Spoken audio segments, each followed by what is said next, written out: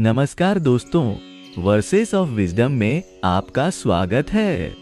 आज हम श्रीमद्भागवत पुराण के चतुर्थ स्कंध के 18वें अध्याय का अध्ययन करेंगे, जिसमें प्रचेताओं की तपस्या और भगवान शिव के दर्शन का वर्णन है।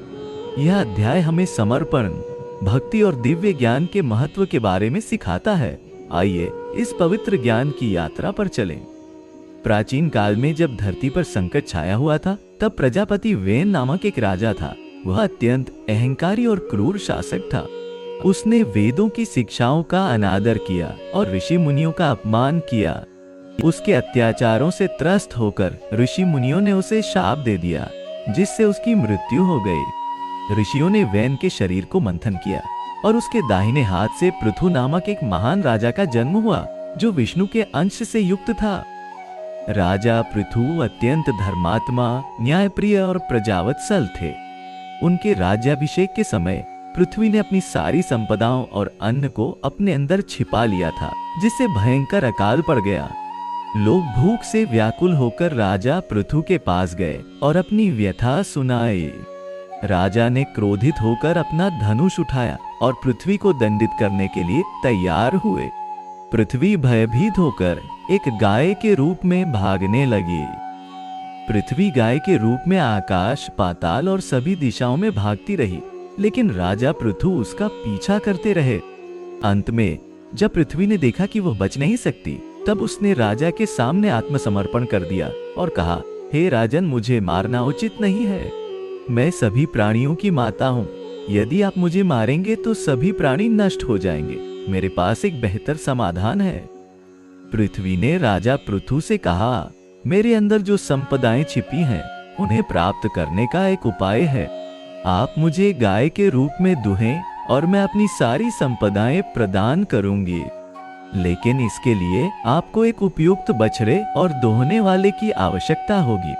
राजा पृथु ने इस प्रस्ताव को स्वीकार किया और पृथ्वी को दुहने की तैयारी करने लगे।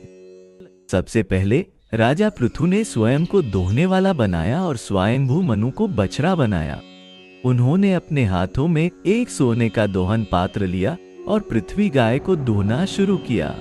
पृथ्वी के स्तनों से अन्न और औषधियां निकली, जिससे धरती पर फिर से हरियाली छा गई और अकाल समाप्त हो गया। इसी कारण राजा पृथु को पृथ्वी नाम दिया गया, क्योंकि उन्होंने पृथ्वी को विस्तार दिया था। इसके बाद ऋषियों ने भी पृथ्वी को दोहने का निर्णय लिया। उन्होंने बृहस्पति को दोहने वाला बनाया और इंद्र को बछड़ा बनाया। उन्होंने अपनी इंद्रियों के रूपी पात्र में पृथ्वी को दुहा, जिससे तपस्या की शक्ति प्राप्त हुई। इस शक्ति से ऋषि मुनि अलौकिक सिद्धियों को प्राप्त करने में सफल हुए और उनका ज्ञान और तप बढ़ता गया। फिर देवताओं ने भी पृथ्वी गाय को दोहने का निश्चय किया। उन्होंने सूर्य देव को दोहने वाला बनाया और वरुण को बछड़ा बनाया। देवताओं ने अपनी दिव्य शक्तियों के पात्र में पृथ्वी को दुहा, जिससे अमृत प्राप्त हुआ।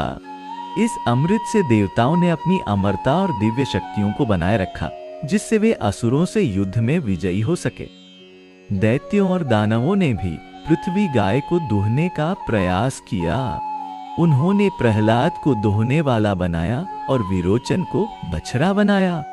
उन्होंने लोहे के पात्र में पृथ्वी को दुहा, जिससे माया और छलावा प्राप्त हुआ। इस माया से दैत्य अपने रूप बदलने और छलपूर्ण युद्ध करने में सक्षम हुए। गंधर्वों और अप्सराओं ने भी पृथ्वी गाय का दोहन किया। उन्होंने विश्वावसु को दोहने वाला बनाया और चित्ररथ को बछड़ा बनाया। उन्होंने लोटे के आकार के पात्र में पृथ्वी को दुहा, जिससे सुगंध और संगीत प्राप्त हुआ। इस सुगंध और संगीत से गंधर्व और अप्सराएं अपनी कला में निपुण हुए और देवलोक में आनंद का वातावरण बनाए रखने में सफल हुए। पितरों ने भी पृथ्वी गाय का दोहन किया। उन्होंने यम को दोहने वाला बनाया और अर्यमा को बछड़ा बनाया। उन्होंने चांदी के पात्र में पृथ्वी को दुहा, जिससे श्राद्ध का अन्न प्राप्त हुआ। इस अन्न से पितर तृप्त होते हैं और अपने वंशजों को आशीर्वाद देते हैं। यक्षों और राक्षसों ने भी पृथ्वी गाय का दोहन किया। उन्होंने कुबेर को दोहने वाला बनाया और राजितराज को बछड़ा बनाया। उन्होंने अपने विशेष पात्र में पृथ्वी को दुहा, जिससे गुप्त खजाने और रत्न प्राप्त हुए। इन खजानों से यक्ष और राक्षस अपनी शक्ति और समृद्धि बढ़ाते हैं। नागों ने भी पृथ्वी गाय का दोहन किया। उन्होंने तक्षक को दोहने वाला बनाया और धृतराष्ट्र नाग को बछड़ा बनाया।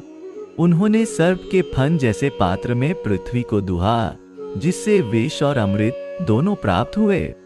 इस विष और अमृत से नाग अपनी शक्ति और जीवन शक्ति को बनाए रखते हैं।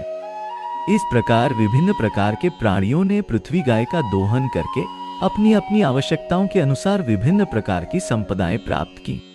यह कथा हमें सिखाती है कि पृथ्वी माता सभी प्राणियों की पोषक है और अपनी संतानों को उनकी आवश्यकताओं के अनुसार पोषण प्रदान करती है। राजा पृथु ने पृथ्वी को दुहने के बाद धरती पर सुशासन स्थापित किया। उन्होंने पहाड़ों को समतल किया, गांवों और शहरों की स्थापना की और लोगों को खेती करना सिखाया। उनके शासनकाल में प्रजा सुखी और समृद्ध थी। राजा पृथु के इस महान कार्य के कारण ही पृथ्वी को पृथ्वी नाम से जाना जाने लगा।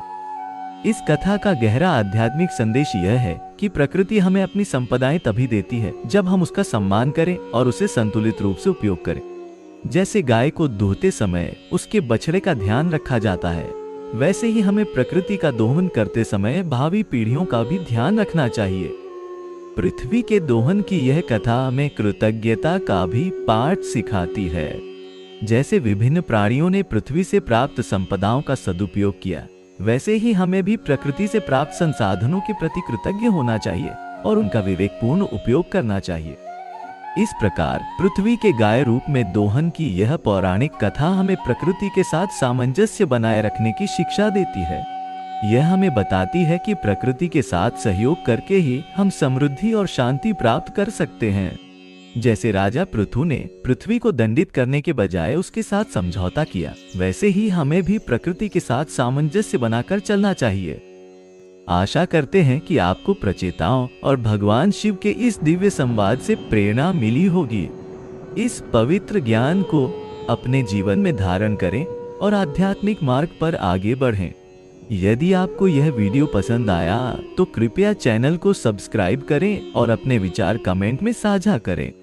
वर्सेस ऑफ विजडम के साथ बने रहने के लिए धन्यवाद। हम जल्द ही एक नए अध्याय के साथ वापस आएंगे। ओम शांति।